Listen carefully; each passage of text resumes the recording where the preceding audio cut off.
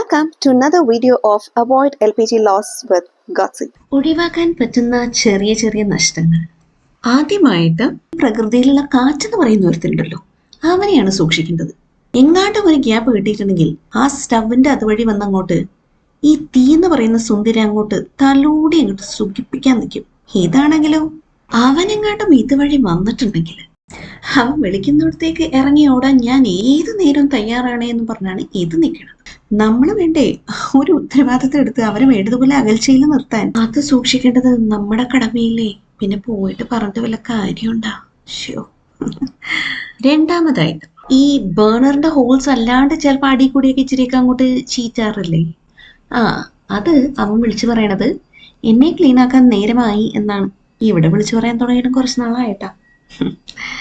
ചെയ്യണം. മൂന്നാമതായിട്ട് പുട്ടുകുറ്റിയിൽ ആവി കയറും തോറും പുറമേ നിന്ന് ആ നിറം അതുപോലെ തന്നെ മാറി കയറി പോകുന്നത് നമ്മൾ പലപ്പോഴായി ശ്രദ്ധിച്ചിട്ടുണ്ടാവാം.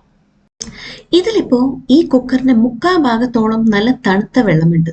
ആ വെള്ളത്തിന്റെ തണുപ്പാണ് ഈ കുക്കറിന്റെ പുറമേ കാണുന്ന ഈ മോയിസ്റ്റ്.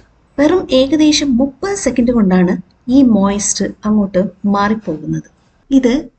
ഈ വെള്ളം ഈ 30 സെക്കൻഡ് കൊണ്ട് അവിടെ ഉള്ളിൽ ചൂടായിട്ടല്ല ഈ നിറം മാറ്റം. പകരം ഈ കുക്കറിന്റെ അടിഭാഗം ബേസും കഴിഞ്ഞ് ഒരുപാട് അല്ലെങ്കിൽ തന്നെ ഒരു കുറച്ച് തീ അതിന്റെ പുറത്തേക്ക് നിൽക്കുന്നുണ്ട്. അപ്പൊ ആ തീ പുറത്തുകൂടെ ആ പാത്രം ചൂടാക്കി ആ പരിസരം കൂടെ ചൂടാക്കുന്നത് കൊണ്ടാണ് ഈ കുക്കറിന്റെ പുറമേ കാണുന്ന ഈ മോയിസ്റ്റ് ഇത്രയും പെട്ടെന്ന് മാറാൻ കാരണം. ഞാൻ ഇപ്പൊ ഈ പറഞ്ഞ കാര്യം പാർട്ട് 1 കാണാത്തവർക്ക് മനസ്സിലാക്കാൻ കുറച്ച് ബുദ്ധിമുട്ടുണ്ടാവും.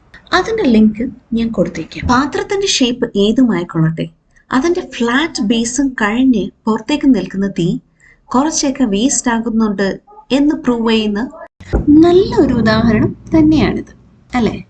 ഈ 3 രീതിക്കും നമ്മുടെ അടുക്കളയിൽ നിന്ന് വളരെ തീവ്രമായിട്ടല്ല, സ്മൂത്തായിട്ടായിരിക്കും നമ്മുടെ LPG ഗ്യാസ് ഇട്ടുകൊണ്ട് പോകുന്നത്. അപ്പോൾ അങ്ങനെ സംഭവിക്കുന്നുണ്ടെങ്കിൽ ഒന്ന് ശ്രദ്ധിക്കുക, ചെറിയ വ്യത്യാസം കാണാണ്ടിരിക്കില്ല. ഇന്നത്തേക്ക് അவ்வளவுதாங்க. நாளைக்கு பார்க்கலாம். അയ്യോ, അതെന്താണ് പറഞ്ഞത് ഇപ്പൊ? നാളേക്ക് பார்க்கலாம். ഒരു ല അങ്ങ് മാറിപ്പോകുമ്പോഴത്തേക്കും. So, see you again for the nice video.